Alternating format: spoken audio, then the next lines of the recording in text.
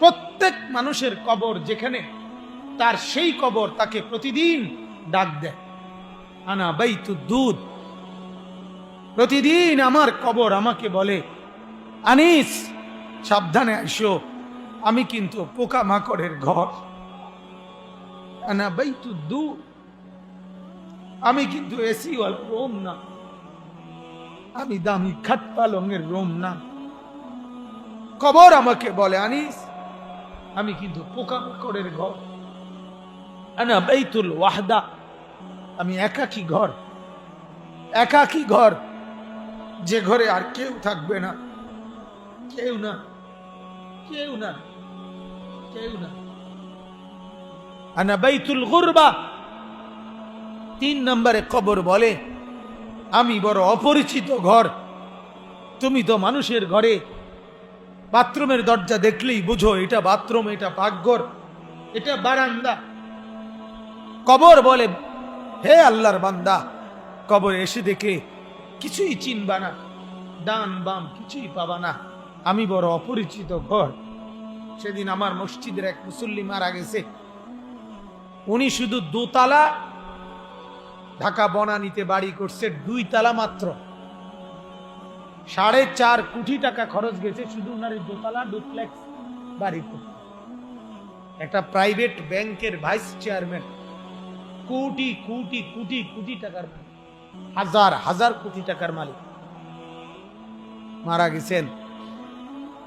তো আমি বললাম, আমারে ওনারা ঘনিষ্ঠ 2 জন লোক বলতেছে, হুজুর বিশ্বাস করেন, বলতেছে ওনার সন্তানরা হাসপাতাল থেকে শুধু রাত্রের জন্য, পরের দিন জানাজা, রাতের জন্য লাশটা ঘরে আনেন, ওইখানেই মর্গে হিমাগারের মধ্যে হাসপাতালেই ফেলায় রাখছে।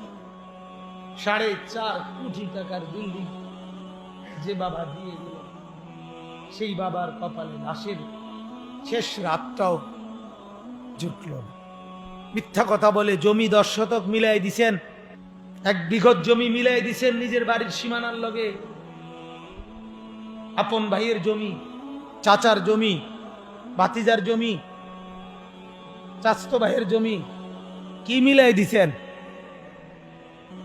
পুতেরে মিলাই দিলেন, জাহান্নাম খরিদ করে নিলেন।